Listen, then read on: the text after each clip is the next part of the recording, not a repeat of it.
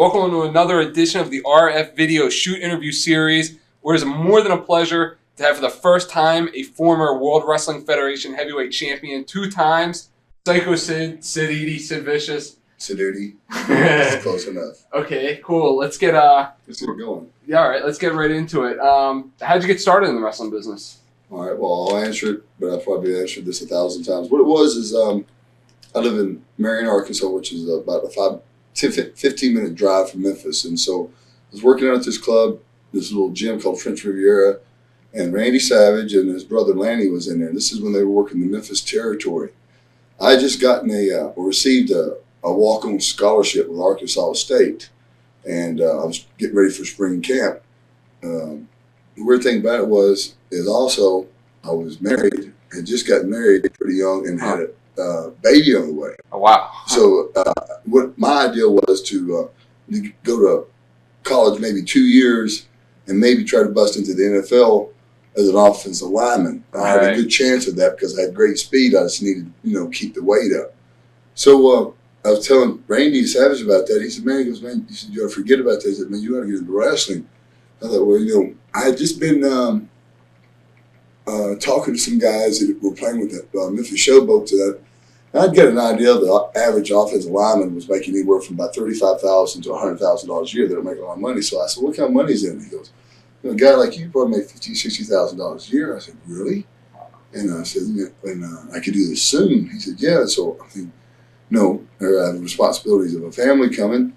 And so I said, well, he hooked me up with Tojo Yamamoto. At the same time, also Hillbilly Jim was in the territory, which was, I think, Harley Davidson at the time. Okay.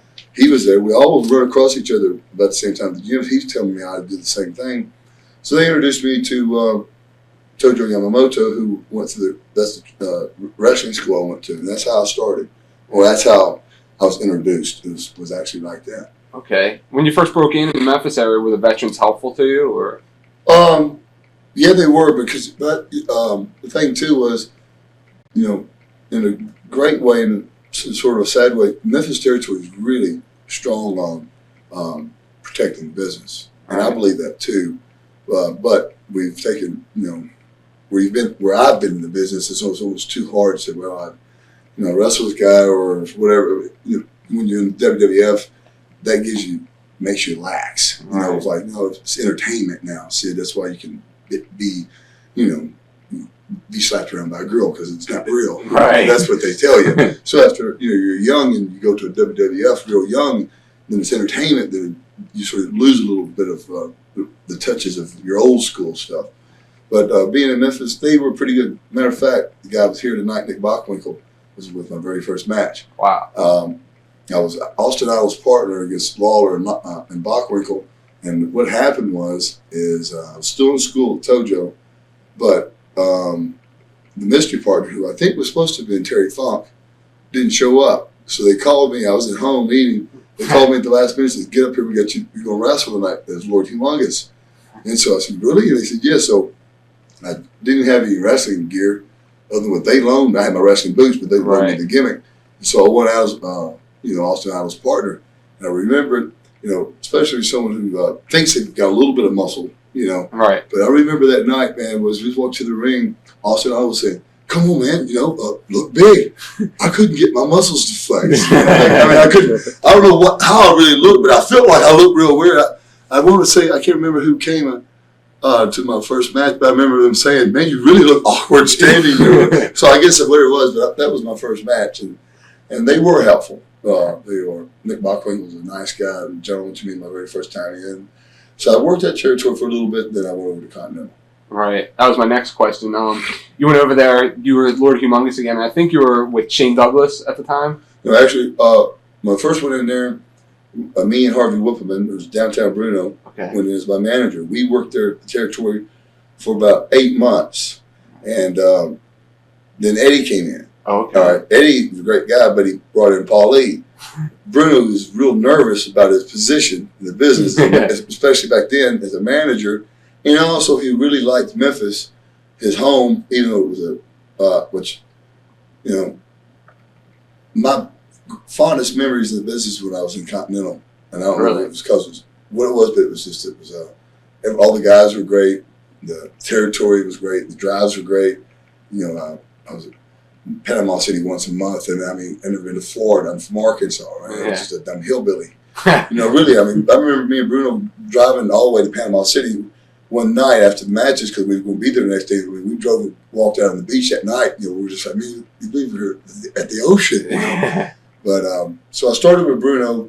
Eddie came in, brought Paulie in. Bruno got nervous and asked to gave his notice and got a spot back in Memphis. And then that's when they started to do the deal with Shane Douglas and myself, who I was supposed to have been his long-lost cousin. Right. I don't know if that point ever got across, but that was the point. Right. How was Eddie Gilbert as a booker back then? Because those were his early days. Eddie Gilbert, the thing was is that Eddie Eddie gave me a lot of knowledge for the business too. He's one of the people I was talking to that guy, Mike, for a second. And the thing about me, I've been real lucky in the business since I've been in business day one. I've been around somebody who either owned a territory or was a booker of territory for years. Right. I could go all night long with the guys I've hung around. I consider really great people like Arn Anderson, Bill Watts, great minds like that. Right. Pat Patterson, a great mind, really educated me a whole lot. So when you think of that, what was the question again? Basically, Eddie Gilbert as a booker. Right. So we've been around people like that. You really appreciate it. But Eddie was real quiet back then. And I don't know if he was, he's always been sort of like that, laid back. But we did have a couple times where we got to sit around and talk with each other personally, one-on-one. It was pretty good conversation. But as a booker, I thought he was real good. And I think what happens is, in those territories small like that, you do really great during the summer, and then you have your little fall down, falls off right at school. Right. Well, the guy that owned the territory was a TV guy. His dad's Charles Woods, was a multi-entrepreneur, millionaire who's 99% burnt. I don't know if you heard the story. Somewhat. But he's one of the richest men in the country, and this kid was spoiled all his life, owns a couple TV stations. He didn't know anything about it. So what it was, they had a guy named Jack Curtis, and somebody else. I think they were trying to screw Eddie around, make him lose his job, which they did. And then he left, and then when Bob Armstrong took over, I left and went back to Memphis. Right. Were you happy as far as the Lord Humongous gimmick, or did you want to? Yeah, I did. I thought it was fun. And the thing was, when I first, before I got in the business, Hillbilly Jim, he gave me some. He said, "Man, let me give you a little bit of advice about the business, okay?" He says, "You can make a lot of money. He says, you can have a lot of fun, do a lot of things, go to a lot of places." He said, "But man, don't get caught up in winning and losing because it is fake." And that, if somebody asks, he said this question, I remember just like you just goes, and he said, "Jim, we want you to lose tonight." He goes, "How do we do it? You trip as a fall in the ring." Those are, I wish I had that kind of temperament, but I don't. I don't argue about winning or losing, but I will tell you if I think it sucks or not. But I'll do it. Yeah. But what was it? Just about being happy as the Lord Humongous. Lord Humongous, see, that was fun for me. I was telling some guys about it the other night. I went for 6 months, and this was my match almost every night for 6 months. Me and Harvey would go into the ring, and poor old Danny Davis, Nightmare Danny Davis, somehow he got booked with me every night. And when I would even be booked with someone else, something happened to that guy, and Danny would have to take his place anyway. For like the first 6 months, this was my match. We'd go to the ring. Bruno would get on the mic, and he'd go, "Okay, tonight, Sid," or not Sid. He said, "Lord Humongous, tonight I'm giving you a night off. I'm going to fight Danny Davis myself." He said, "You just come over here and sit down." He takes his shirt off, and he jumps down, he does the push-ups, his jumping jacks. He starts, and then the Danny starts chasing him. As they chase outside the ring, I enter the ring. They run a couple times around, Bruno slides through, Danny slides in, boom, headbutt, I cover him, 1, 2, 3. I said, "Man, this is great." So as Lord Humongous, it was fun. It was funny though, you remember the first time my wife and my son came down to Continental to watch me wrestle for the first time, because I lived there by myself and they lived in Marion because that's where she worked. We pulled into Dothan, Alabama, and Bruno and the kid was in the back, and my kid goes, "Aha, see, my dad's got a hood and you don't." And I wore a little black hood to get into the building, so he thought it was special. Yeah. Actually, it's degrading, I thought. But it was fun. It was fun. Actually, one day I'd like to, not do the gimmick myself. I'd like to get someone else to do it, and I'd like to be the guy behind him. All right. Because I think I really got an idea for something like that now, because since I did do it, and then I do believe I'm really one of the smarter people for the business. And I can say, it sounds like bragging, but I want to say everything I've ever done has been pretty successful. All right. Even in the lower ranks of Memphis, even that one year I stayed there before I came back to the WWF, that was their best year they'd had in years. Really? And every angle that was shot, I pretty much called it as far as my stuff. Right. And that's what was drawn, not PG-13. As far as the choke slams, when you were doing the choke slams? Yeah. All that's all my stuff, yeah. Yeah, wow.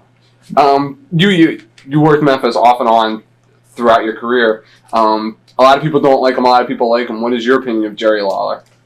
See, the thing about it is, being Jerry Lawler, I believe, and I feel this, and I think he feels the same, is we have way great respect for each other. See, as a promoter, I can see what he has to go through, because I'd like to be a booker one day or a runner of a territory. And I've talked to people like him and Vince and Ole, and I see their frustrations, and I understand what they have to go through. And I can see where, the thing about it is, when you're in his position, you're always going to be a hated guy.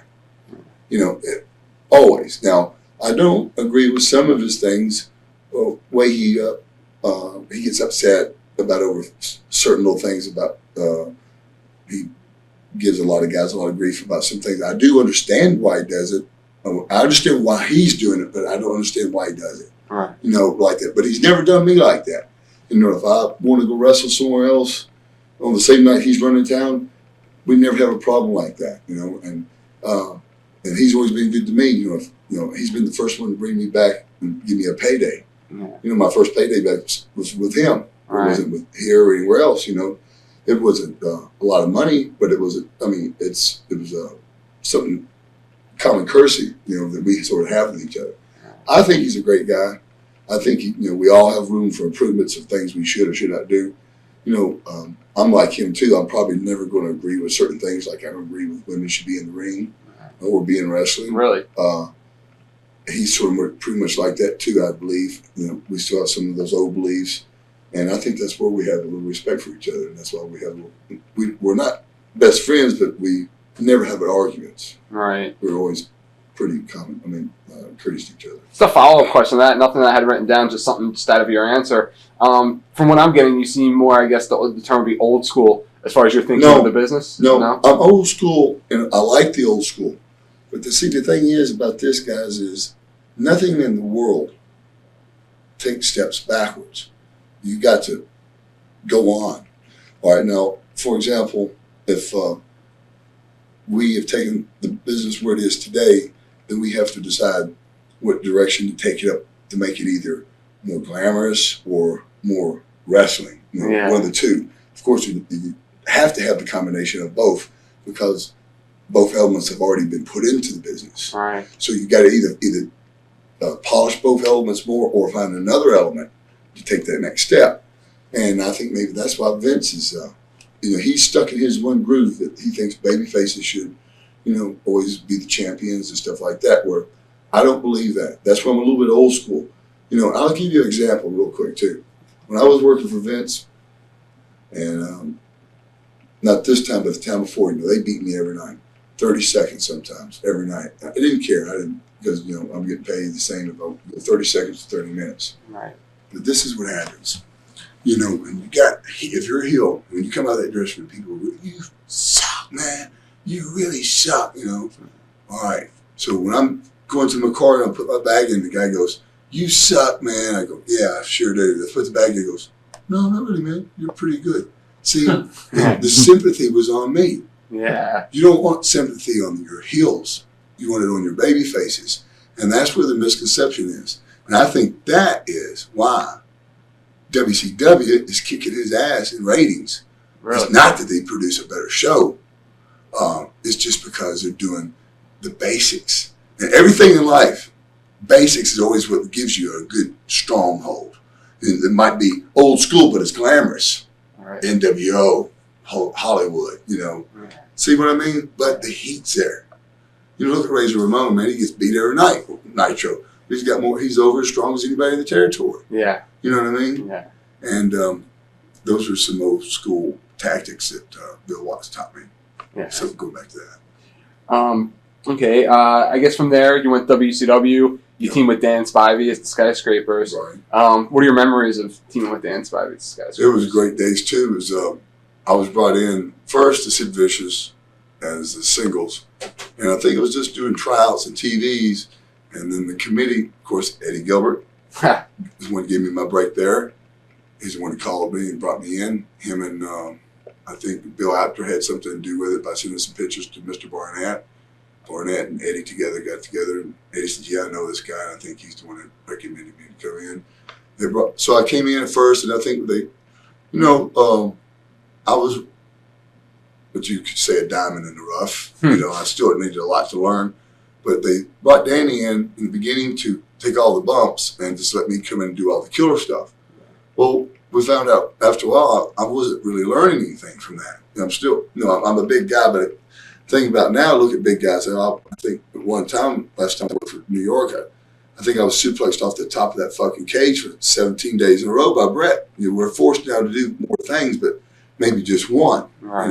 But it was fun working with Danny. Me and Danny had a great relationship. We're great friends, traveled together, compatible, and it was a lot of fun in those days too. Whose decision was it to break up the team? I wasn't really, it was my accident, but I had a punctured lung. Right. And a broken rib that punctured a hole in my lung and caused me to be out, I think, almost 6 or 7 months. So I only have 1.5 lungs. Okay. I have 1.5 lung, if that's probably the correct pronunciation. But so when that happened, then they brought Mark in, me and Mark Allister. Right. But see, everybody still today, they say, "Hey, remember when you and me and Mark were partners?" Me and Mark were never partners. Yeah. It was me and Danny, but people always say that, and they say it to him too. Right. And and then I came back, and what really was to be my destiny anyway was the singles. They just wanted to get me over and let me learn, and then I think Flair had me lined up to be one of his. I'm pretty sure he was going to want me to put him over somewhere. He was being pretty good to me then. What did you learn from being put with the Horsemen? I'll tell you this funny thing about it. I never did an interview my whole life. Because Harvey was my manager's Lord Humongous, and Lord Humongous never said a word the whole time he was Lord Humongous. That was the character. He couldn't talk. I mean, we really played that character to the T. Never said a word. We went into the Skyscrapers, a tag team. We had a manager named Eddie Long.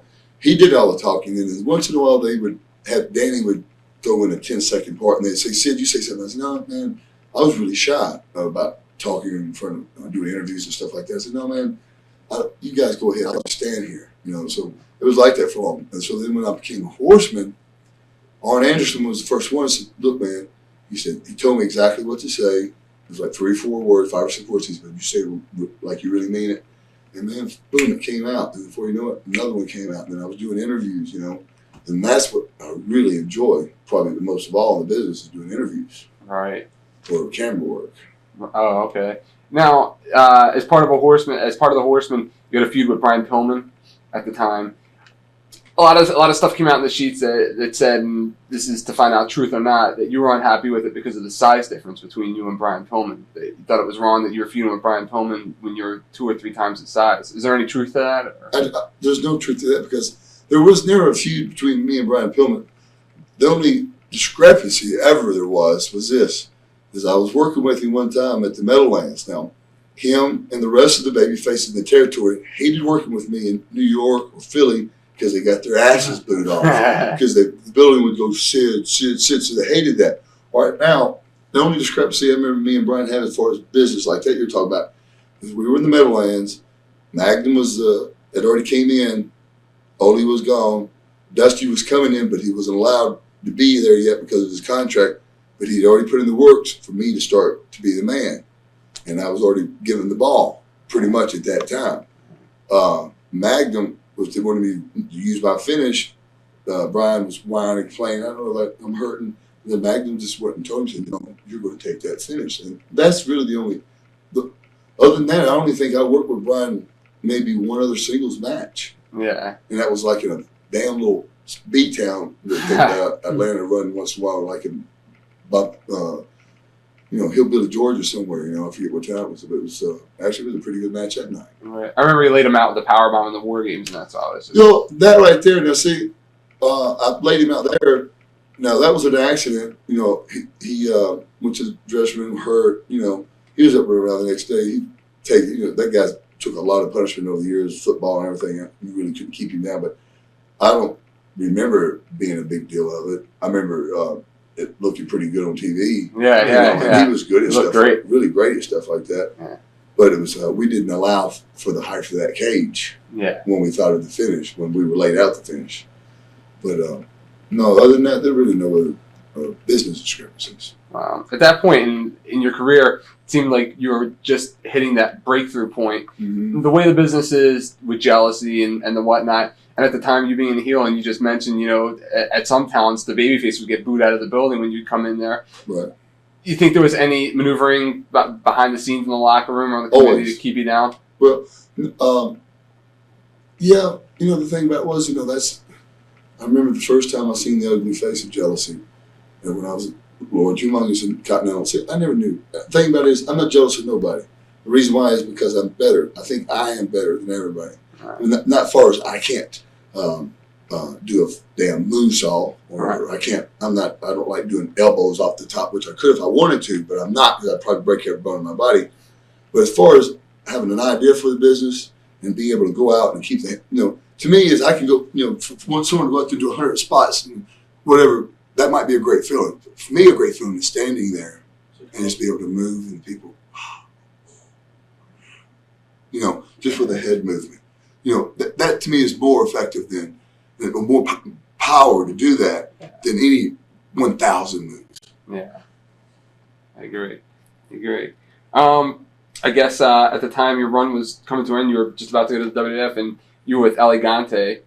Let me tell you what happened. My run wasn't coming to the end. What happened was this. Dusty Rhodes, which I love the guy to death, came to me in Dothan, Alabama. He said, Sid, this is the plans I have. I'm going to make you the world champ. First, you're going to beat Vader, and then you're going to beat Rick Rude. And the way we were going to do it was, I was going to beat Vader, and to make Rick Rude really strong, I came up with an idea that I'd seen on a commercial they did with Chavez, where it was in black and white, and they had somebody else doing the talking, and it just went through a list of like 100 names this guy had beaten. And I thought, man, that would really be cool if we could get Rick over like that. Mm-hmm. Which he was over, and he could get over. He was a great talker and everything, but but to be thrown, all of a sudden turn babyface and become the world champion, and then your next opponent has got to be stronger than the first opponent. And Vader's a very strong opponent. Yeah. So I thought that's what we'd do. But anyway, to get back to the story.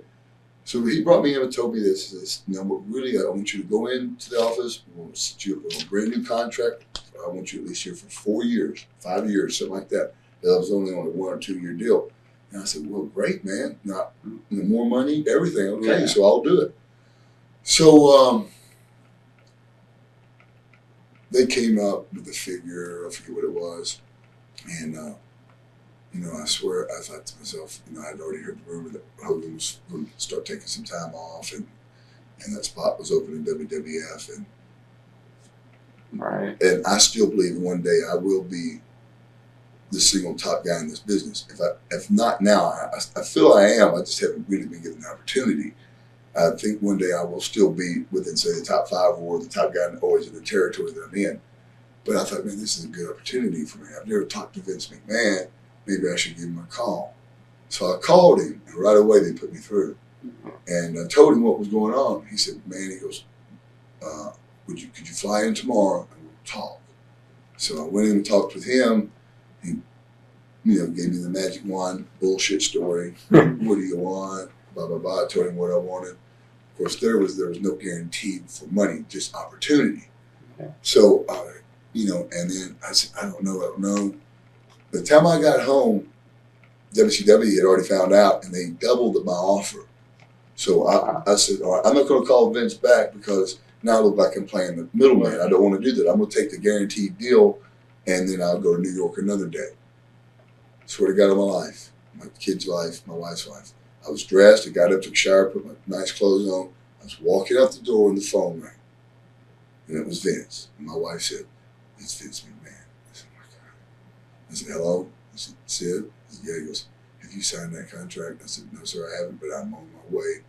I didn't call you back because I didn't want you to think that I was playing in between bullshit game like that, because I don't like that. And the last time I signed with Vince, I didn't track with WCW. I didn't call him, which I could have. He offered me the deal that I wanted. I said, I'll take it. So I said, well, Mr. McMahon, I didn't want it, but they offered me a deal I can't refuse. He says, no, I'm telling you, this is your opportunity, and this might be it. And it was like ultimatum. Mm-hmm. I said, okay, I will. Hung up the phone, I walked to drove to WCW headquarters, went in, they handed me the contract, they handed it back, I said, I'm finished. He said, what do you mean? I said, I'm going to New York. And I remember finishing up. Dusty let me finish up early, stay at home, and the agreement would be I'd put the giant over in the pay-per-view before I left. Right. But he was going to put me over if I would have stayed. But I left him.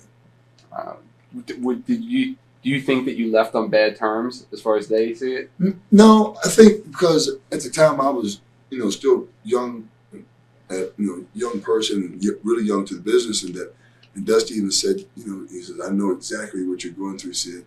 He said, and that man really makes things really look good. And, thing was, I was told and talked to, and I was looking at some stuff I could never thought about, but which it never really did come around, but I still did make good money when I worked for Vince, not to the point to where I, look back at it and say it was a mistake. Yeah. But it was. When you got to WWF, what were your first impressions? I was pretty overtaken by the magnitude of people at the arenas. It was the first, thing that, to me, that was an addiction like I never had before, of having that many people, at arenas. We didn't have that in WCW. And that was fun, and that was the first time that I really knew when I was drawing money, because I was put in a position to draw money, and at that time given, my reins relaxed a little bit and let me run, How were you treated by the other guys in WWF when you first got there? I was treated good. Yeah. As far as I knew, everybody was always nice to me, this and that. But then, you find out real quick who the bullshitters are and who the stooges are and stuff like that. And then I've never stooged on anybody, can't stooge anybody, I can't kiss anybody's ass. I can be your friend, but I can never kiss your ass. That's what I've told everybody, and I've been in this business. And Jake was the first one that fucking got me in some trouble up there. I don't forget what I had said or done. Vince called and got on to me. But, you can't utter a fucking word out there and then it gets magnified, Yeah. So that was a little weird. I didn't really like that part of it. Yeah. Were you surprised as time went on at how different Vince was from your first impression, from the first meeting of him to... Well, yeah, because I'll tell you what it was. After I'd been up there and just shit never went the way it was, stuff like that. We were in Albany, New York, I think, doing TV or getting ready for a pay-per-view, one of the two.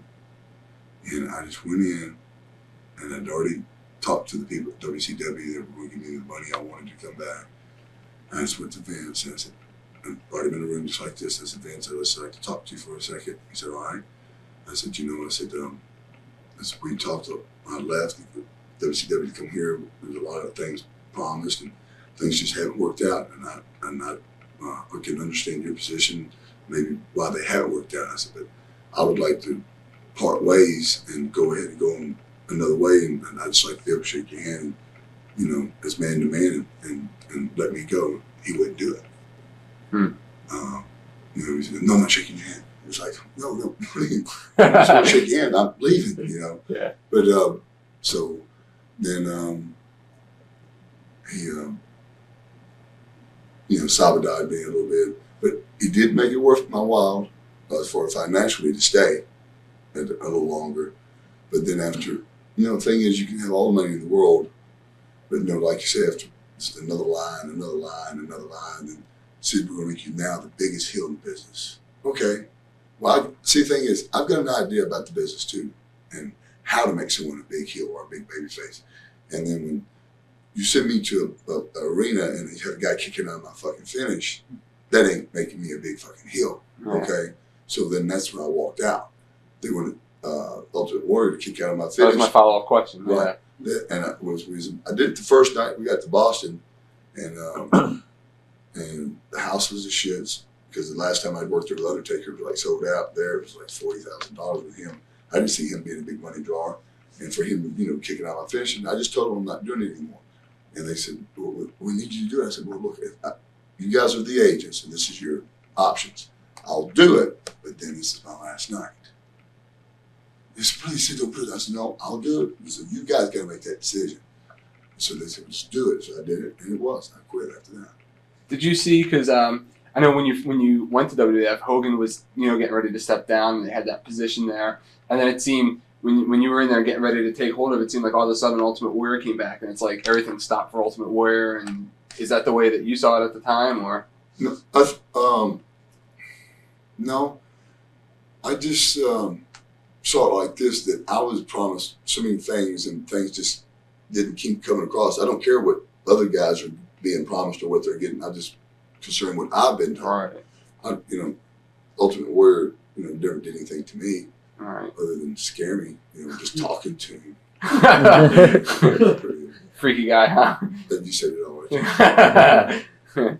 Now, at the time, right before WrestleMania, maybe you can put this to rest. WWF put out a lot of things saying that you failed a urine test at the time, and that you were, that they were giving out urine tests for steroids, and that that yours came up negative, but they put you in the main event anyway, and that you should give them a favor for letting them put you in the main event. Was there any truth to that? Or? No. Matter of fact, the piss test wasn't until after WrestleMania, and the thing was Vince knew exactly what I was on because I told him. Yeah. There was no hiding that. Now I was. Fucking using someone else's piss to put in that bottle till I did get caught. Yeah. But the thing about that is too, we know. Exactly. Okay. Yeah. Who does and doesn't do steroids? And when I was up there before, and I was clean, and never. The last time I was there, never felt a piss test, and but. Some guys were a lot off bigger than me, and doing a lot less working out. So I knew something was going on. Yeah. Then from there, you went back to WCW. Were things different the second time around? No, they're the same, man. Yeah. It was good. It was easy. It was relaxed. The only thing was it was I didn't have that fulfillment of full buildings, big buildings, Yeah. and that was I sort of missed it, but it didn't matter because I had my money every week. But like I said, I'm be the first to want the most money, but I also want to be the most. I want to, say outdraw what maybe I'm being paid. Yeah.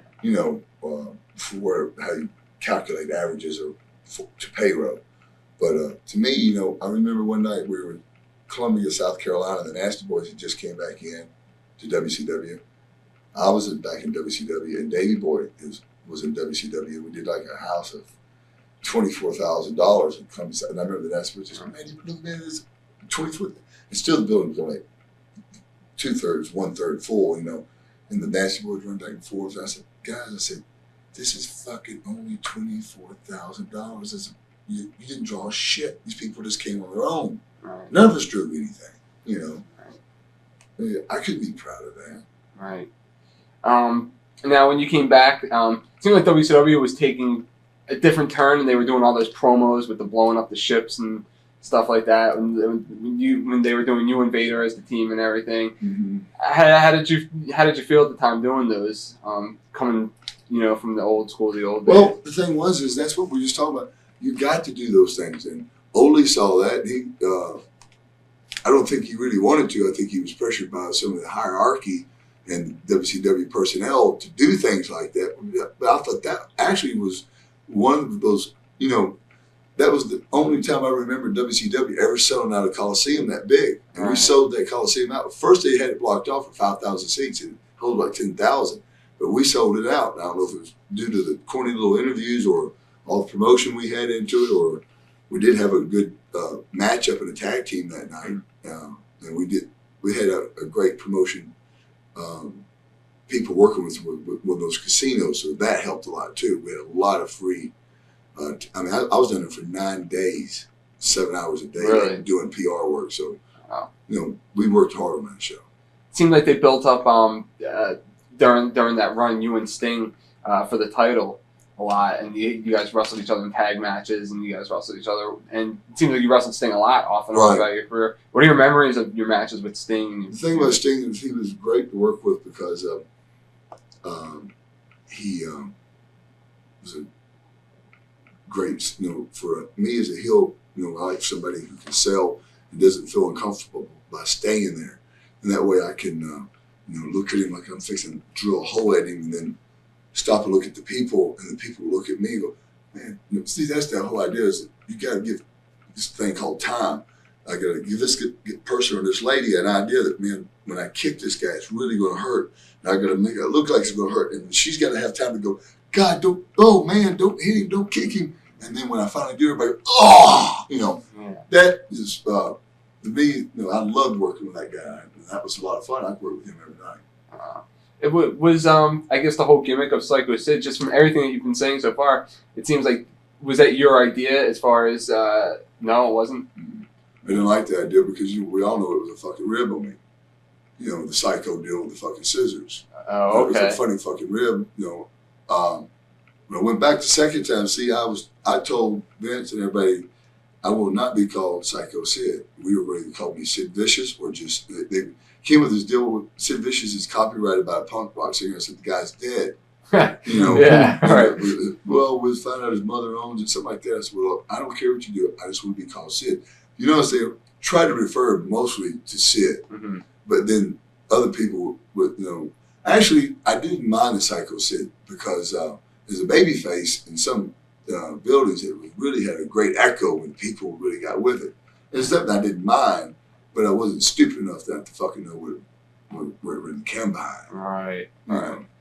Now, we couldn't do this without asking because it's infamous about the incident with Arn Anderson in Europe. He's had his say in it, in newsletters and the whatnot. What is your version or yours of what happened? I'll tell you exactly what happened. We were in a bar, and I had just, we were waiting on some food. We were all at the table drinking, and somebody brought up the question, I think asked Arn the question, what's wrong with our business? Why aren't we drawing like the other company, this and that, this and that? The one thing about me is, man, if you can't be honest, you can be honest with me because you can't hurt my feelings. Because I'll just say, man, it's not true. I am better than what you think I am. But what I thought was wrong with the business, and that's what I said. That's what I upset him. I said, well, what's wrong with our business? We got a fucking old man named Ric Flair that needs to get the fuck out of the way. Let some of the guys fucking. The thing about the business is that why you have to, revolve talent because people do get burned out. And I think that's proven. Absolutely. And I think that was proven there. The fact that they released him for him to go to WWF, they never would have thought that would have ever happened, but it did. And now, But anyway, so we got to that's what started the argument, and then we got the little, verbal argument, and I think he slung a beer in my face in the bar, and then as I was going to my room, him and a bunch of guys were in the hallway, and he broke a beer bottle and threatened to cut me then. And my room was only just a few rooms down from him. Like I came past his room, took a left, and about 4 doors was my room. We got in there where my food was. I thought it was going to come to the bar, but it actually came to my room. And I was sitting there eating part of that sandwich. And I said, man, this motherfucker. I've got a bad temper too. I said, he just fucking threatened me. He hit some beer in my face, and now he just fucking threatened me with a fucking beer bottle. I broke it. I said, no, I've got, draw a fucking line. So there's a chair that sit like that right there, and I fucking bit the fucking leg off of it. I was going to go in there and whack him in his fucking head a couple times. So when I got back down there was no one in the hallway. And his door was shut. So I knocked on the door. I said, "Come on out here, motherfucker. You know, bring your beer bottle, whatever." Some words were exchanged. I could hardly hear him. I heard him falling around, stumbling around. I thought, and I said, "Man, he's fucked up. Bad as I am, you know." And by the time I get to realize what I was doing, I said, "This is fucking stupid." So through the fucking, and you can look at the records that the police had. The stick that he says I hit him with, which never touched him, was 20 feet the opposite way of where the fight happened. And the stick had not one drop of blood, not one dent on it where it had been hit or nothing. And I'll go into the rest of it. So Arn come out, I left, turned my back, heard the door open, I turned around, Arn sitting there with a pair of scissors. And I went just like this. I said, "Man, hey, this has gone too fucking far." And then I just remember him coming after me. All right, so he came after me. I don't really remember getting stabbed in the beginning. And we were in two doors in a corridor, and he backed me up there, and I had nowhere to fucking run. And when he came into me, he got close to me. When he did, I think I hit him one time, and he fell down like at my feet. And when he did, I looked at him, and then out of the corner of my eye, I saw the scissors fall. They were falling out of my stomach. And I got the scar right there. So when I saw the scissors fall, now I realized I'd been stabbed. But I didn't feel it in my face and my hands. But then he lunged back for me a second time, and they were at my feet, and I got him first. And then it happened so fast, it was like a nightmare, you know. And I remember, I think it was somebody said, or him or somebody that walked down the hallway said, "Man, you're killing me," or something. And I had the scissors in my hand. And I looked down and I saw him, and I thought, "Fuck, now he's fucked up." So I threw the fucking scissors as far as I could. I bent over to actually try to pick him up to haul him, you know, to the fucking front desk to call the ambulance. When I did, blood came gushing out of my stomach. And now I realized I've been stabbed, so I'm scared to fucking death. I had all white on. Yeah. So I run down the fucking hallway, and then the rest is rest. These are some other things that people don't know. You know, we were supposed to be flown on different flights back, put in different hotels. When I was in the hotel room, when I was in the hospital, the police, or whatever you call it, law enforcement over there, they came into my room trying to get me to press charges against him. Huh. And I said, "No, man, I'm not going to press charges against him." I said, "You know, we're both, you know, made a mistake. I don't know how bad he's really hurt. You know, I really didn't." They said, "Well, your friend over don't have one scratch on him. Here I am, I've got exploratory surgery already. I've got stabs in my." I said, "He's not got a scratch on him." And I thought, maybe, like I said, that it happened so fast, I really don't remember it happening. Yeah. And I thought, this motherfucker. So I was going to press charges on him. Yeah. And then that night, a nurse came over into my room and said, "Man, your friend is really messed up." And then I knew the police were lying. Yeah. So I dropped the charges. All right, now we get to go home. I thought I'm in the hotel by myself. Arn leaves his boots at the hospital, so I took them with me to get them turned down the road somewhere. Yeah. I found out that he was at the same hotel that I was at, so I just left him at the front desk, and he said, "Will you give these to Arn Anderson?" So I went to a machine to get me a drink, cold drink, Coke or something. As I was coming back through, Joey Maggs was there. Joey Maggs was picking up the boots. I said, "Man, is Arn okay?" He goes, "No, man, he's messed up." I said, "Man, tell him I'm sorry. You know, with all the people in the world, Arn was the last person I wouldn't want to do that to anybody unless I had to. Mm. But I did not want, he would have been the last person in the world that I, because he had only been good to me as a person. I don't know what he might have said ever behind my back, face to face. He was always a gentleman, and I can only assume that he was like that at all times, or felt like that. So I said, "Well, what does Arn say?" And Joey said, "Arn said he was so fucked up he can't remember anything." Wow.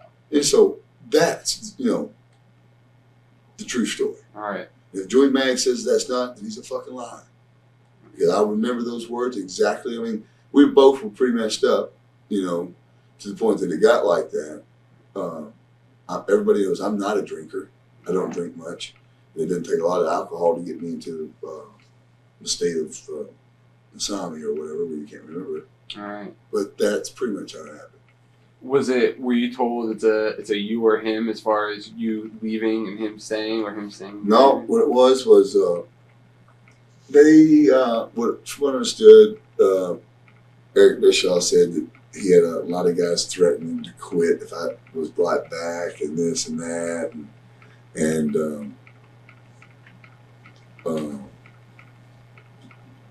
me and my lawyer went in to meet with him and one of the head executives, Bill Shaw or whatever, Bill Shaw, and we talked about it. We didn't really come up with an answer yet. Of course, they later released me, but it wasn't given an ultimatum that I would be there or he would be there or nothing like that. Right. When you went back to Vince, did Vince take it as you coming back to him that he's in control because you're coming? Yeah. No, actually, he called me and asked me to come in for a meeting. We had to sit down and talk this and that. And I said, whatever, he wanted me to come in and work with Diesel to try to help him get over it, which I did what I could. I don't know if it worked or not. But going back in there, of course, knowing that I had a little heat with WCW, he was able to fuck with me more. And when you have a family, you sort of have to eat a little shit once in a while. And I'm going to tell you, I was shoveled a lot of shit, and it was hard to swallow. But I had to do it. And to me, it was like, also, I could do it and not let them see it affect me. Because it didn't affect me. But it was the stupid things that he would say or do that would affect me. All right. You were with Shawn Michaels at the time you came back. You were Shawn's bodyguard. Mm-hmm. What was it like going on the road with Shawn Michaels at the time? I don't think it lasted a week, did it? I think I was his bodyguard 1 week, then I powerbombed him on the TV following WrestleMania. Mm-hmm. Of course, we know I got the biggest reaction of the building that night. Yeah. So the same night as the NCAA Final Four. And we outdrew. Yeah. We had a better rating than they did. He had a killer rating that night too. Yeah. Was that rushed? Because it seemed like it came out of the blue when you turned on him. It's like you were with him for a couple of weeks. Well, see, that's the thing is they had it planned. Yeah. They knew what they were wanting to do. When I looked at it and when I thought about what the finish was, the match at WrestleMania, I should have been able to read that. And when they did, we went to TVs. They said we want to do that. To me, I didn't care either because I knew what was going to happen. I knew I was going to get the response, and he wasn't.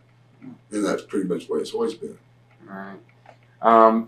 At the time, it seemed like that was when, I guess, the so-called clique was coming more into control and more power.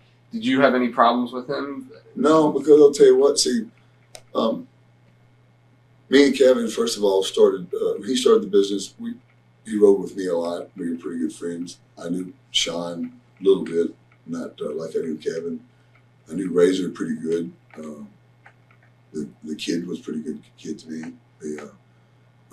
But the thing is I know that element of jealousy was there. They knew that if given a chance, I would walk right over him one night, because... which eventually happened. Well, it always happens. Yeah. I mean, even that it didn't happen, it was still happening. Yeah. Every night. Yeah. Kevin would be booed and I would be cheered. I don't care where we were at. He never could get the reaction that they were dying for to get. Yeah. And that's what goes to show today. You cannot program the people like you could years ago, because the wrestling fan is smarter now. And the thing about it is, what happens is the people get a feel, I think, by looking at someone and say, this guy really has credibility because of whatever reason, the way he looks, the way he acts, blah, blah, blah, whatever. And you can't, you can try to give that to somebody that doesn't, you've got to be sort of born with it. You think those guys in the clique, in your opinion, and knowing them and work with them, you think they take the business too seriously at times? I don't think you could say they ever took the business seriously because I didn't see anything seriously or really great that they did. Good point. Yeah. So no, I don't think they took it seriously. I think it was comical, a little bit of some things. Razor's funny. Kevin's one of the funny. Every time I talk to Kevin, the very first thing he says, he makes me laugh. He's like the funniest guy I know as far as natural funny shit. But no, even though I knew that was always there, and I was a little a little worried for them all the time. We never had a conflict. Yeah. How did you wind up injuring your neck during that run? Well, actually, where it happened earlier, months before. It was in Indianapolis, I think, or Chicago. It was in Indianapolis. It was in a cage match, and Kevin hit me from behind. And when he did, man, I heard a pop, and it just went. I went completely numb all the way down. I couldn't get up off the mat, and it just, I didn't know what it was. And it just kept getting worse and worse and worse. And then I remember I was in Albany, and me and Bob Holloway were working out, and I couldn't curl. My left arm wouldn't come up, and that really scared me. And then I tried something else, and it wouldn't go up. And then I knew something was wrong. And so then I went home and I went to one of the head medical clinics in the country, and I had one of the top guys look at it. He said, "Man," he says, "you can never wrestle again." And then he brought in a second doctor in, a second opinion. And I said, "Man, you guys, come on, what's the punchline?" Yeah. He said, "No," he says, "you're never going to wrestle again." So I called Vince, I called JJ, said, "I'm through. I can't wrestle anymore." And went took some classes, went to California out there at Fresno, and got into agriculture, which I had a big background because I farmed for a long time before I ever got into wrestling. And that's where I had some knowledge at. And so I went and got into chemical cells and got a real good job doing that. And I was doing that, man, for 6, 7, 8 months. And then one day I'd come home from work, and I usually work on Saturdays all the time. During the busy time of farming, Saturdays and Sundays was a good day to be out there with the farmer to help, see if he needed anything. And I came in on a Saturday, and my wife's cousin said, "Vince McMahon has been calling here since yesterday, every 5 minutes." And I said, "Really? I haven't heard from the guy in 8 months, whatever it was." And I said, "Well, if he calls, I'm not here." So this is funny. I picked up the phone to call one of my buddies, and the phone clicks. I clicked it over. It was Vince. He said, "Sid." Yeah, he goes, "Vince." I'm like, "Hey, Vince, man, I need a big favor from you." I said, "What?" He goes, "I need you to do a couple shots for me." I said, "Well, all right, when are they?" He said, "Well, they're tonight and tomorrow." So you got like 40 minutes to make the flight. I said, "Goodbye." Got my shit, got dressed in the car when they picked me up at the airport, wrestled Owen. Next night, wrestled Owen, I think, my baby boy. Went home, didn't hear any more from him for a couple of weeks. Same thing, came in on a Saturday, same thing. "Man, did you do just a couple shots?" The same thing, I had to fly out real quick. But see, when I went back, I told him I didn't want to come back. That I did. I would come back, maybe do some part-time stuff. And Ben said, "No, I want you full-time." He said, "Things are different now." Blah, blah, blah, blah, blah. Yeah. So you came back again. You replaced Ultimate Warrior in that 6-man match on the pay-per-view, and which is kind of ironic going back to the day. What were your expectations as far as at that point in your comeback? Well, I think my very first night in that match almost says it all. Big time. Because first of all, I can't take credit for the whole house because there's a lot of people involved in that. There's a lot of great promotion done in that work. That was a new indoor attendance record for that building. And I think it's pretty obvious who name was being said the loudest. The crowd reaction was amazing, considering that you hadn't been around for so long. Exactly. I mean, the thing about that was it was like that every night, everywhere we went. Right. And it was, it was fun to see that. Do you think at that point, at that time, Shawn Michaels was on top and he really had no threat as far as anybody coming up on him? Do you think he noticed the threat and yeah? Oh, I mean, it is, and we know it's whatever it is to it. I mean, it's not like football or basketball or baseball. But we know when someone is better than someone else, whatever. And the game of wrestling isn't about wrestling moves. It's all about, drawing money. Yeah. And I think when I came back, I think the houses came up. And I know when I was a champ, the houses were 4 times what they were when Shawn was a champ, because I was on the houses when Shawn was a champ. And so I think everybody pretty much knew that. Yeah. It was amazing because it seemed like it was like it was like the final. This was it. It was like when you finally broke out and became the star that everybody told you and everybody knew that you could be. And then Survivor Series came, and it was you and Sean in the Garden. And I don't think anybody will ever forget the fact that Sean got completely booed out of the place. Right. And at the time, he was the top babyface, which was, really... Not only top babyface, but he's been fucking given every possible show in the fucking world. Yeah. See, there's a big difference. When you get everything handed to you, in which I never got a push. I would run into a situation. The business is bring a guy in, you give him a chance to get over. I came in right away. My very first match was main event. I don't, that was my argument. Right? Give me time too. Let me, go 6 months, as a, just killing people or whatever, people like Dusty and Ole did with me. And that's how I got over, Right. And it was like, it takes more than a week. It takes 6 months to a year. I don't care who you are. I mean, I'm lucky I could draw money a little bit right away, but if I would have been given really the chance and in my opinion, if I was the babyface and we'd really built Vader up, I think we would have done more business than the company's ever seen in a long time. Okay. Was management surprised about however you were at the Garden after? Oh, I seen some of the agents crying. Honestly, man, I was fucking wanted to piss on them. But it's like, oh my God, they were so upset for Sean, I guess, or something, Yeah. But it was pretty funny. Yeah. It was like he legitimately snapped at that point, too, because he was going around the house shows and going off when he was getting booed, because it seemed like at that point he was getting booed more and more. Was there any resentment from him personally towards you? He never showed me any. To my face, and, me and Sean had a, pretty good relationship as far as I look back on it. He was always courteous to me. I was always courteous to him. We respected each other. We helped each other out. If he was too tired to do a meet and greet, I'd do it for him. If I was too tired, he'd do it for me. Things like that. So I know there were some, phone calls behind my back. Right. But but that's always going to happen. And if you can't, get over that, then you shouldn't be in the business. All right.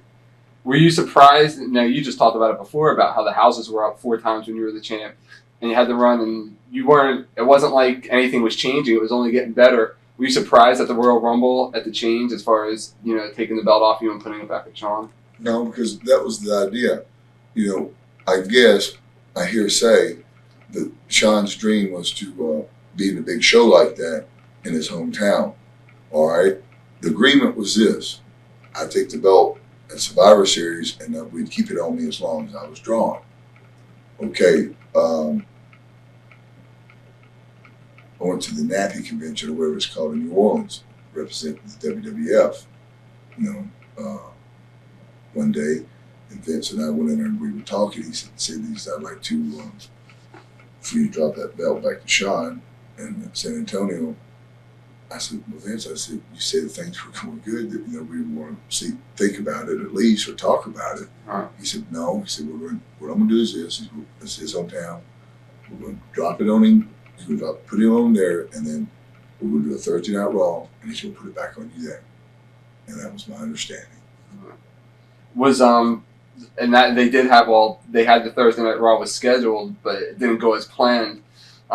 Sean came out and gave the classic interview about losing his smile and never wound up, losing the title that night. Was there any personal resentment from you towards Sean? No, from that night. Not me, because I'll tell you what, that's not my business. That's his business, and that's what I don't want nobody in my business. If I want to do a no show, or I want to fucking cuss a promoter out, or I want my freedom to do what I want to do, and if I want to, if whatever. I don't judge anybody by what they do. That's Sean. If that's what Sean want to do, more power to Sean. It didn't bother me at all. Of course, it's unprofessional, but it didn't bother me because my pay is the same. Right. You know what I mean? Right. And the only reason I ask is because it's now infamous about the problems that Brett and Sean had behind the scenes, and it seemed like it stemmed from Sean not wanting to put Brett back over and Brett taking it personally. And that's why I asked with you, and you actually did some 3-ways with Brett and Sean. Right. Could you sense any tension between the two during the 3-ways? Yeah. Yeah. I was put in the middle of some situations like that. Yeah. But we all came out of it every night pretty good. Always had a good. It was a weird match, but it worked out pretty good most nights. Yeah. As a matter of fact, Vince did an interview recently about Bret Hart. He called him a pain in the ass. That was his exact quote. Well, I do remember this. I do remember like when we were trying to get things lined up for a match or something like that. It would always be at the last minute. Bret would come in and it was just like every little thing he had to tinker with. Well, let's do like this and that. And sometimes I just see Vince, you know, breathe. You know. But the thing about that is too is that, the business, for Bret though, at least he was trying to take up for himself. He knew he was being gouged from someone, somewhere. Yeah. And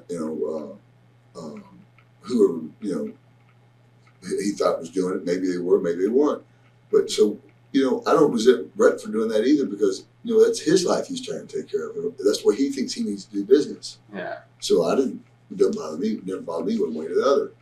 Yeah. He was always only a gentleman to me. And when we worked together, it was easy. There were no arguments. There were never discrepancy of how a match went. Just one-on-one. It was one-on-one.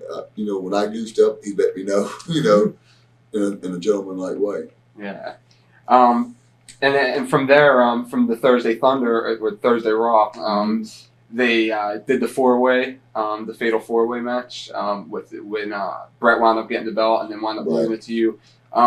Were you surprised to see Bret get the belt, or did you know that it was coming to you? You knew it was coming to you a couple of days later.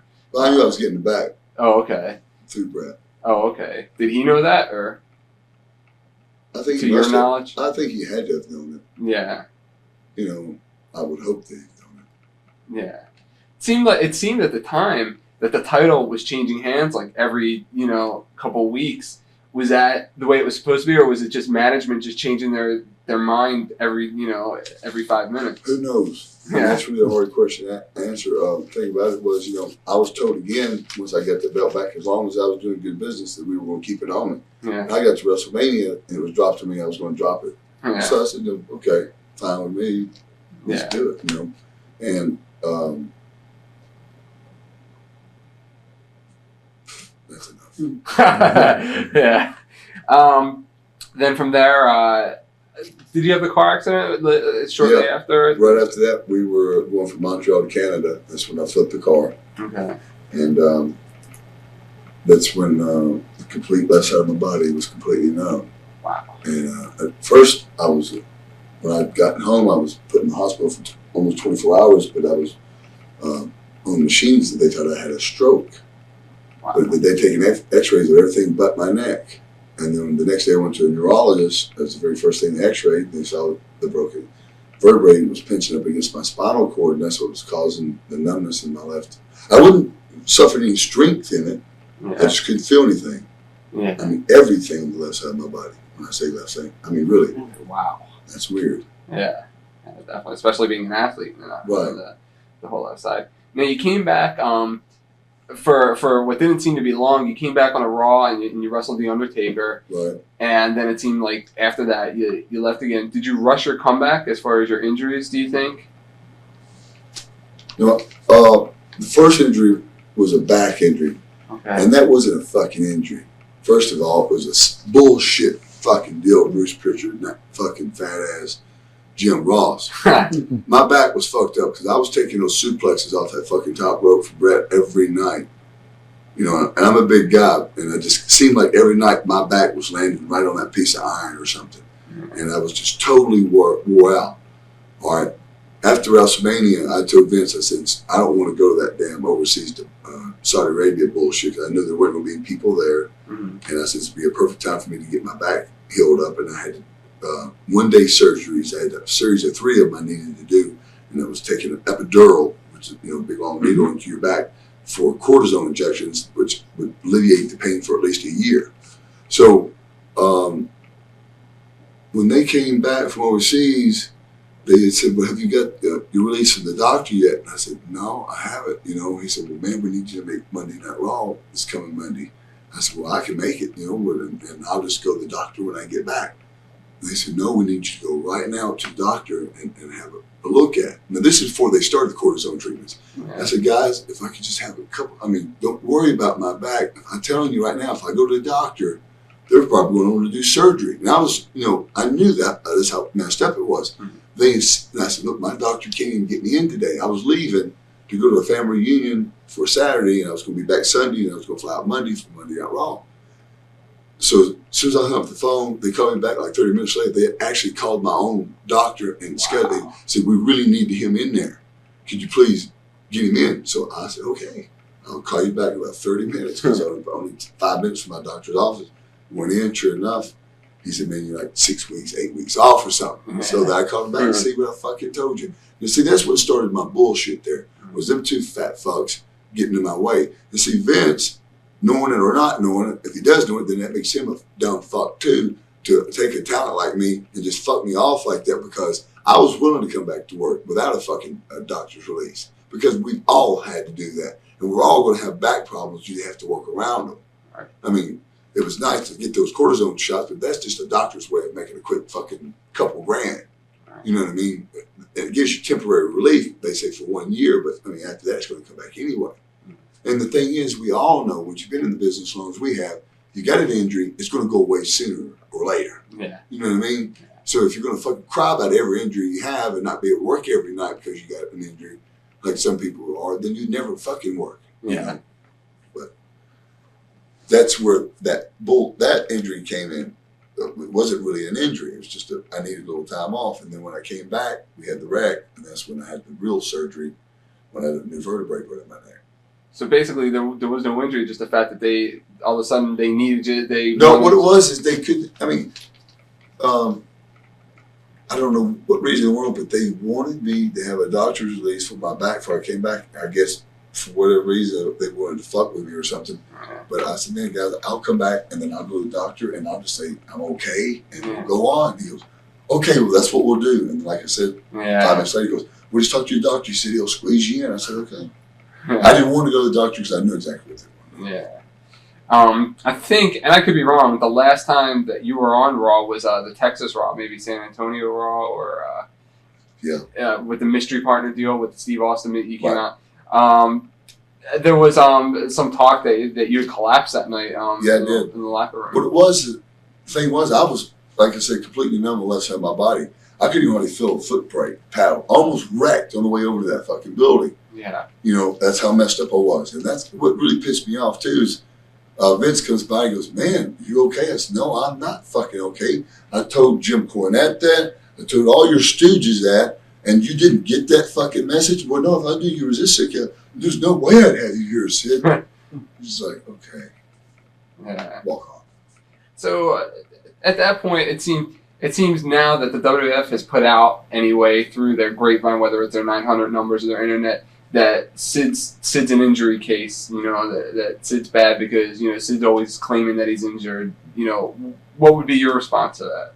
Well, the facts are as this. Yeah. I had one back injury. All right. It was one I didn't want any time off. Other than that, I knew that trip overseas would be the great time for after WrestleMania and be a good time to take a little time off and let my back heal. I was ready to come back to work right away. They're the ones then sent that damn process into that 8-week fucking deal where I had to go into those long, cortisone treatment deals, which I could have done at my own time on my days off. I didn't have to do it. If they would have let me done it my way, I would have been back to work the very next day, right. The day they needed me. But when you force a doctor, the thing about doctors are too, doctors don't like people like WWF people because they don't care about you. And the doctor's job is to care about you. And that's what the doctors even said to me. These guys are trying to rush you into something. And so, I had one injury. And I had a serious injury, and I had to fucking have an operation. If that's being injury prone, then yeah, maybe I am injury prone. But I didn't ever fucking miss a show. Didn't ever fucking do what I had to do to fucking help the company. They promoted a match with you and Bret Hart in the pay-per-view that never happened with everything. It was right after either Bret had won the title or Bret had full-fledged turn. At the time they promoted it, do you think that they knew that you weren't going to be there, but they promoted it anyway because of the way that you're back and the way that everything was? I really don't know because I never heard of that. I never heard of that Really? match being booked. Really? It was on an In Your House. Right. And they ran the promo. Maybe they only ran the promo 2 weeks for it, but it was at least 1 week, if not 2. It was right after Brett had turned. And it was to be you and Brett. It was either right after he turned or won the belt. It was one or the other. And it was to be you and Brett, and then they all of a sudden they changed it. And then I think that's when they changed it to the Steve Austin match that they had at one of the In Your Houses. But I could be wrong, but I know that they ran a promo with you guys. No, I never knew anything about it. Oh, okay. So as of today, March 1st, where does your status lie with WWF, your contract status? Well,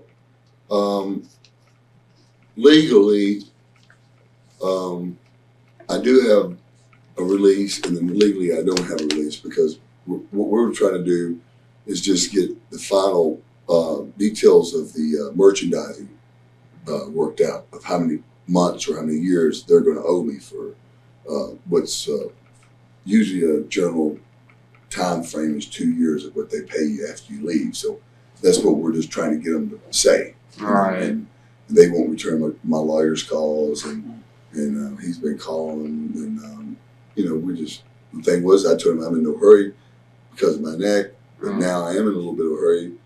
But as far as legally, I can go to work anywhere I want. Okay. Do you think after everything you did for WWF, especially it seemed when you were in there when they had those 4 ways and the 3 ways, it seems that was their hottest period as far as maybe not hot in a money sense, but hot in the sense that everybody was watching every week because... No, it was hot in the money sense, was it hot in the money sense, too? I mean, we were drawing what I thought, because I was there before, when it was like, man, worse, I couldn't imagine it ever being that bad. And then when I came back, it seemed like it jumped back up real good. It just kept getting better and better and better. When we kept adding things like me and Brett, me and Sean, blah, blah, blah, me and Taker, me and Austin.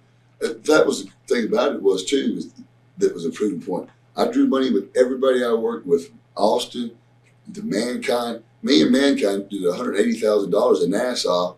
And the time before that, Vader and Sean was on top of $40,000. So it's a big difference, and there's no issue there. So I think that the one thing, too, is everybody knows that I really have a strong following in the North. Mm-hmm. And that's where I've really drawn most of my money. All right, definitely. I mean, it just with all that being said, how do you take it with everything that, I mean, basically, Vince called Brett the pain in the ass. It seems like they're being a pain in the ass, as far as as you go. I mean, is it not a slap in the face for all the, No, it's not a slap in the face, and it's an incentive for me because let me tell you something. I wake up every morning, Monday through Friday, at 4 o'clock.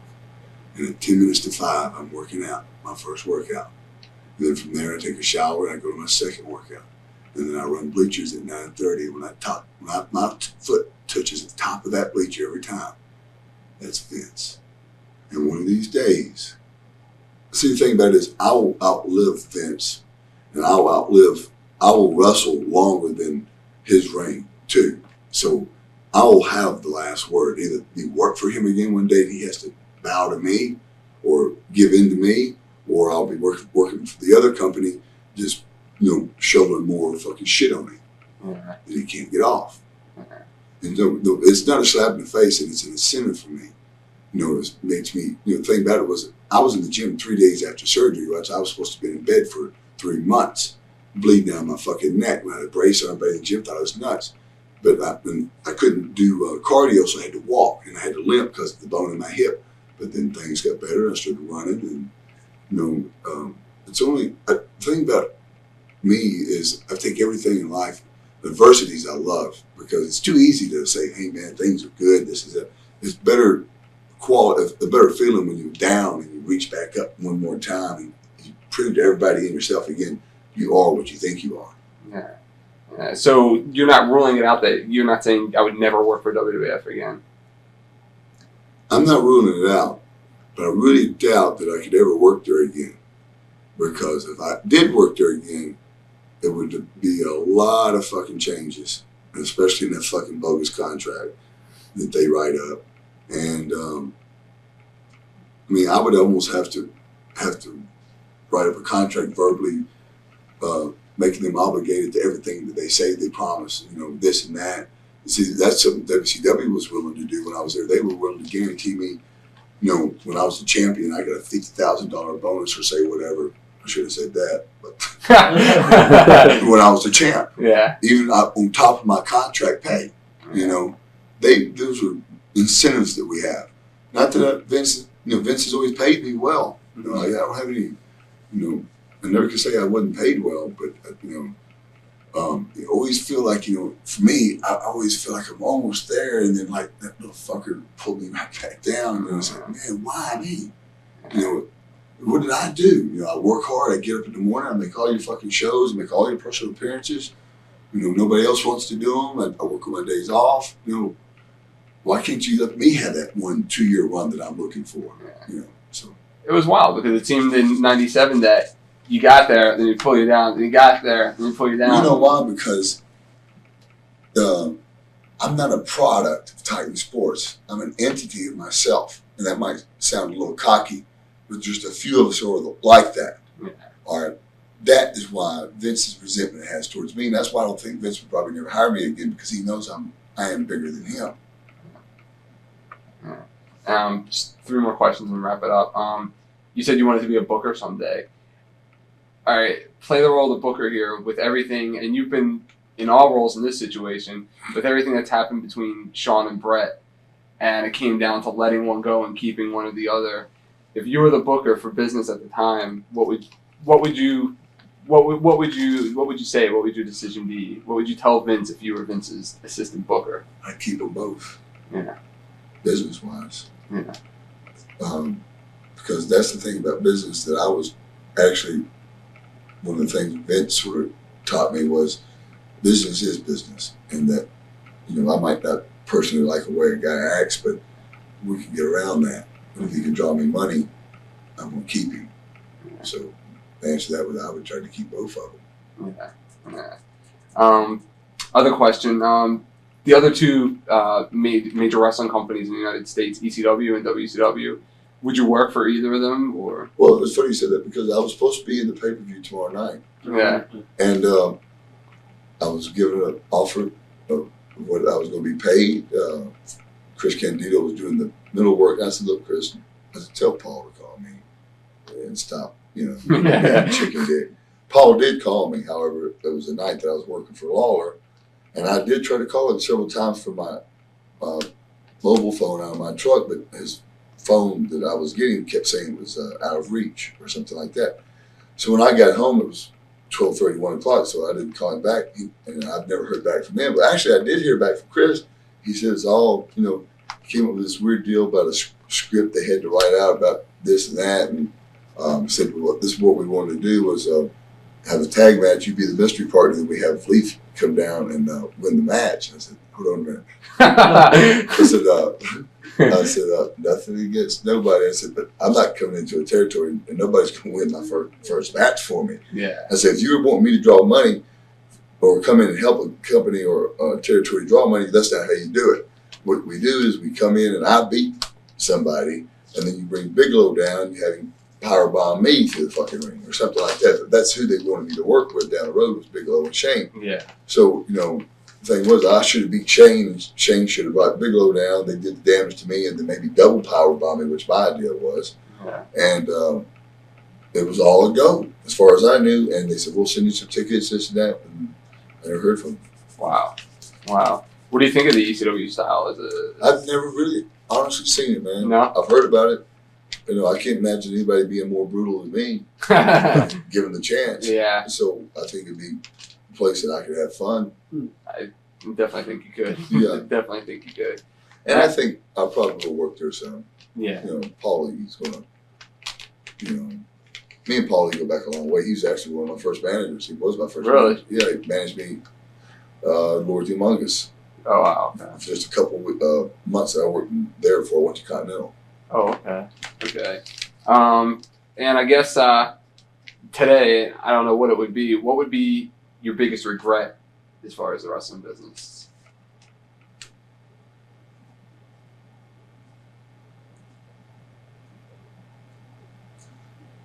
Maybe my biggest regret would be not giving Dusty the chance to do what he wanted to do with me, and staying, there, and he was promised me everything Vince was promised me too, and I think he would have really done it. And I sort of wish I'd also would have gotten the relationship with Dusty I would have gotten within at that time too, and I could have been the, most hated, because the Booker liked me the most. That was what it was with Ole. Ole liked me the most, and so people sort of hated me for that. Dusty came in from the same situation. He saw Dusty was a businessman. Him and Magnum, I fell in love with both of them right away, and that's probably my biggest regret, is because maybe if I would have stayed, maybe I would have finally got to that pinnacle that I knew where I should be, and I would have stayed there. Yeah. That is the thing that is in my mind. Wow. Before you close, what do you think of Bill Goldberg? A lot of people are comparing him to you. I think I've only seen him wrestle one time. I think he's got a great look. Really intense. He's intense. He's good. He's a good wrestler for 2 minutes. I've seen. Right. He'd be somebody I'd love to not work with in the match, but I would love to teach him how to talk and things like that. Like I'd like to see somebody like him in 10 years from now when I'm out of the business, that I could, and that'd be a good guy I'd like to mold. Right. Everyone says he's the next Sid. Yeah, that guy is next Sid. He needs about 6 more inches. Well, that's it. I want to thank you for taking time out. It's late. Yeah. And I definitely want to thank you for all your time. All right, it's man. very informative. Thank you. And good luck with wherever your travels may take you. I appreciate it.